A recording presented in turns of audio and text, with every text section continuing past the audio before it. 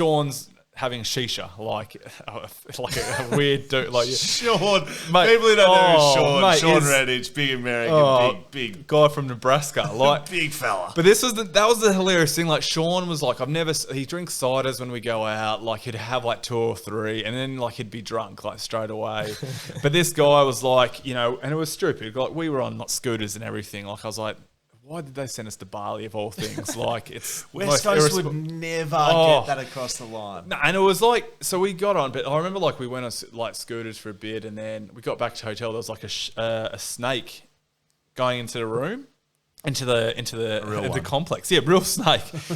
And so everyone just started running. Shawn picked it up and like Shawn Redhage. and started chasing James Ennis, who was the import. Who was leaving for the NBA for and threw it at him. A fucking snake. Mate, and Jimmy rolled his ankle. And so we were in hysterics. So we were just like at Shawn, like, what's going on? And like, mate, 10 minutes later, he was like, shots. And people were like, I'm not having a shot. And he's like, oh yeah, pussies. And I'm like, what? This man is possessed. Like, I was like we can't like. Sean in Bali's another beast. Yeah, mate, like this. And so Jimmy was livid, was like, I'm about to go to Miami. I've rolled my ankle.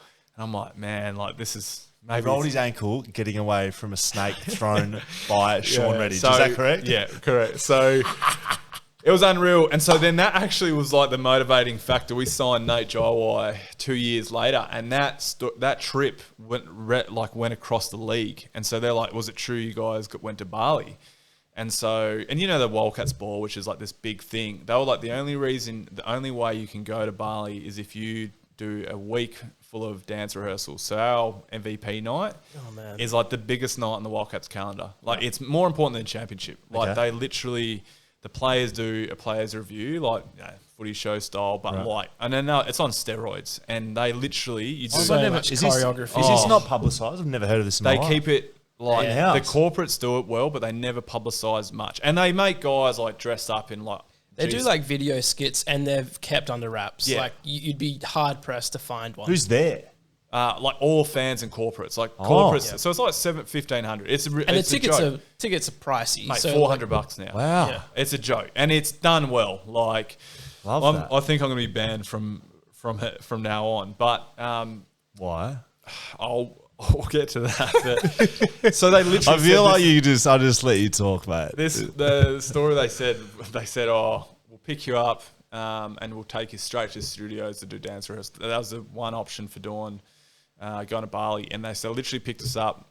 We went to KFC, and then for like 5 days we had like dance rehearsals. But 2 years later, Nate Jaiwai, they're like, all right, we're gonna go to Bali, and they didn't. They were like, they spin up too big, and they were like, nah, we're just going to keep it in-house. And so he was gutted.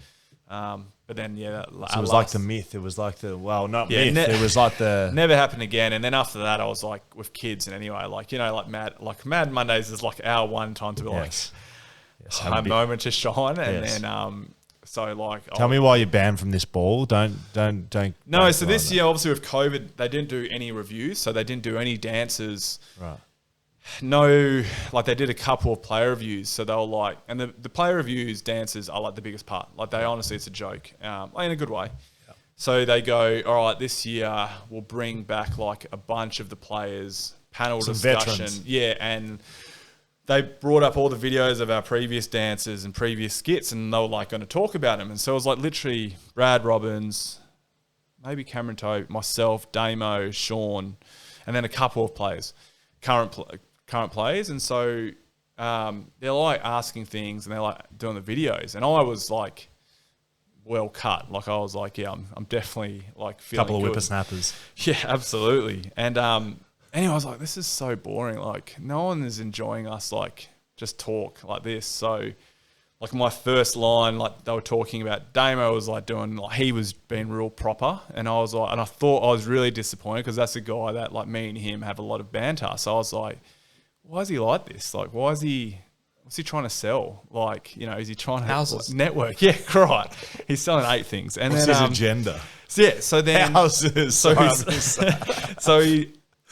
literally, I just go like in the middle of him speaking, I just cut in and I go, Damo, let's be serious, but like through every single skit or video, you would get half a stiffy and tie an elastic band around it.